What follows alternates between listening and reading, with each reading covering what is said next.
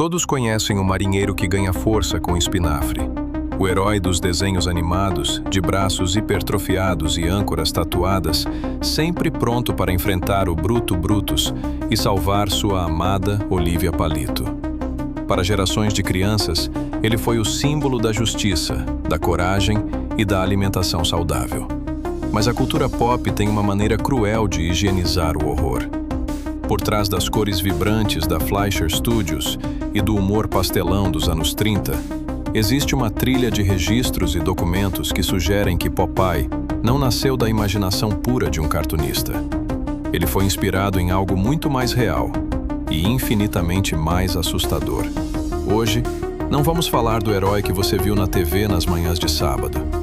Vamos mergulhar nos arquivos esquecidos de Chester, Illinois, uma pequena cidade às margens do rio Mississippi. Vamos desenterrar relatórios policiais que foram silenciados, depoimentos de asilos que foram queimados e a memória de um homem que transformou o porto em um matadouro emocional. Prepare-se. O que você vai ouvir agora vai desmantelar sua infância e mudar para sempre a forma como você enxerga aquele olhar semicerrado. A Gênese em Chester, o Criador e a Criatura. O personagem surgiu oficialmente em 1929, na tira Thimble Theater, criado por Elzie Chrysler Seeger. Seeger era um observador nato, mas os historiadores locais de Chester sempre souberam de uma verdade que a King Features Syndicate tentou suavizar. Seeger não inventou o Popeye, ele apenas o documentou. A inspiração veio de um homem real chamado Frank Rocky Fiegel. No papel, um imigrante polonês que trabalhava em uma taberna e fazia bicos como segurança e marinheiro de água doce. Na realidade, Fiegel era uma anomalia física e social, a anatomia do medo. Documentos médicos da virada do século, recuperados de clínicas clandestinas da época, descrevem Fiegel com termos que beiram o grotesco. Ele possuía um maxilar projetado para a frente de forma antinatural, resultado de inúmeras fraturas nunca curadas. Um de seus olhos permanecia permanentemente semicerrado, não por um charme de marinheiro, mas devido a um trauma craniano sofrido em uma briga de cais que rompeu os nervos da pálpebra. Ele carregava um cachimbo de sabugo de milho constantemente aceso, mas o cheiro que emanava dele não era apenas de tabaco. Moradores diziam que ele fumava misturas de ervas amargas e substâncias químicas que mantinham seus músculos em um estado de tensão perpétua. Sua força não era a de um atleta. Era a força histérica de um homem que vivia em um estado constante de luta ou fuga. O terror das tavernas. Os jornais locais de Illinois entre 1910 e 1925 trazem pequenas notas sobre o Homem do Olho de Vidro, como era chamado antes da alcunha Popeye pegar. Fiegel não lutava por justiça. Ele se envolvia em combates brutais por moedas ou simplesmente pelo prazer do estalo de ossos quebrando. Ele era conhecido por derrubar homens com o dobro do seu tamanho, usando apenas o punho fechado, que muitos diziam parecer uma massa de carne e ferro. Registros perturbadores e a alquimia do ódio. O mistério da substância. No desenho, o espinafre é o catalisador da força.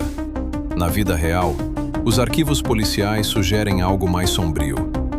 Fiegel era frequentemente visto consumindo uma pasta verde escura e fétida antes de suas lutas.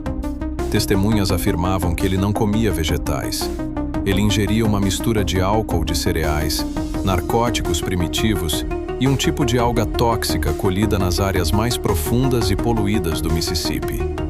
Essa dieta explicaria seu comportamento errático e sua resistência sobre-humana à dor. Em um registro de 1914, consta que Fiegel recebeu 3 tiros de revólver durante uma confusão em um bordel e, em vez de cair, caminhou até o agressor e esmagou o rádio da sala com a cabeça dele, antes de ser contido por 6 homens. A figura do bicho-papão. Para as crianças de Chester, Frank Fiegel não era um herói. Ele era um motivo para se estar em casa antes do pôr do sol. Há relatos orais, passados de geração em geração, de crianças que o viam sentado nas sombras das docas, rindo sozinho enquanto as fumaças de seu cachimbo formavam figuras retorcidas no ar frio. Seeger, o cartunista, era uma dessas crianças. Ele cresceu observando Fiegel de longe, sentindo uma mistura de fascinação e pavor puro. O que ele fez anos depois foi uma forma de exorcismo. Ele pegou o monstro que assombrava seus pesadelos e o vestiu com roupas de marinheiro bonitinhas, dando-lhe uma motivação nobre para justificar a violência inerente que o homem exalava. Documentos e a Lost Media. O depoimento de Mary Collins. Em 1952, uma fita magnética foi gravada por um pesquisador folclorista. Nela, Mary Collins, então com 84 anos, descreve um encontro que teve com Fiegel em 1908. Ele não falava como as pessoas normais. Eram grunhidos, sons guturais que saíam de algum lugar profundo no peito. Eu vi levantar um estivador de 100 quilos com uma só mão, apenas segurando-o pelo pescoço e jogá-lo contra uma parede de tijolos até que o som de ossos quebrando fosse a única coisa que se ouvia na rua. Ele tinha aquele olhar, um olho fechado, o outro vazio, fixo em nada. Era como se ele não estivesse ali, como se algo estivesse usando o corpo dele. As mensagens subliminares, colecionadores de rolos originais de 16 milímetros dos primeiros episódios de Popeye, apontam anomalias técnicas assustadoras. Em frames isolados, que duram milésimos de segundo, a fisionomia do marinheiro muda. Ele deixa de ser o herói elástico para assumir traços de um homem real, suado, com dentes podres e olhos injetados de sangue.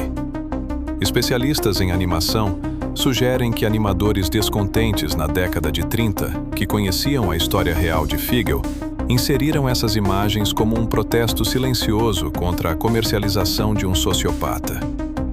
Existe uma teoria de que o episódio perdido intitulado The Sailor's Grin, o sorriso do marinheiro, foi destruído pela produtora porque mostrava o protagonista atacando personagens sem motivo, em um frenesi que espelhava os ataques de fúria de Rocky Fiegel. A limpeza dos arquivos. Por que não ouvimos falar disso? A resposta é simples: dinheiro. Quando Popeye se tornou uma propriedade intelectual multibilionária, a King Features e, mais tarde, os distribuidores de cinema iniciaram uma campanha de higienização histórica. Investigadores independentes descobriram que na década de 1940, agentes ligados às produtoras visitaram Chester. Pouco tempo depois, o necrotério municipal sofreu um incêndio suspeito, destruindo os registros detalhados da morte de Fiegel. A lápide de Frank Fiegel, que hoje é um ponto turístico com o desenho do Popeye gravado, foi colocada muito tempo depois. A sepultura original era anônima, marcada apenas por um pedaço de madeira apodrecida.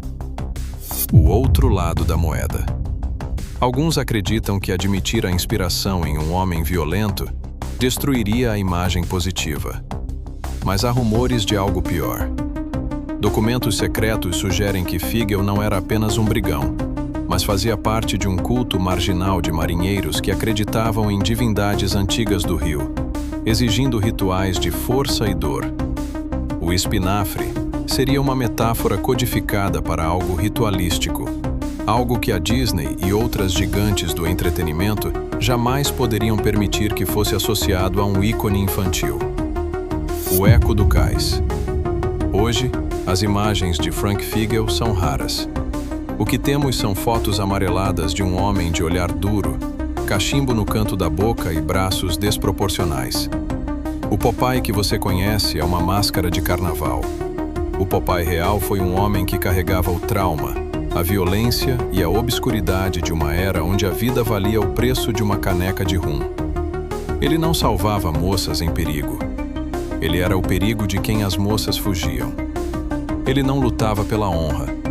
Ele lutava porque a escuridão dentro dele não conhecia outra linguagem. Da próxima vez que você vir o marinheiro abrindo uma lata de espinafre e a música heróica começar a tocar, feche os olhos por um momento. Tente ouvir o som do vento nas docas de Chester. Tente ouvir o ranger de um cachimbo de sabugo de milho e o impacto de um punho de ferro contra a carne. Porque a ficção pode ser engraçada, mas a realidade tem dentes. E ela nunca esquece quem foi Frank Fiegel. Isso foi real? Ou será que a maior vitória do marinheiro foi convencer o mundo de que o monstro nunca existiu?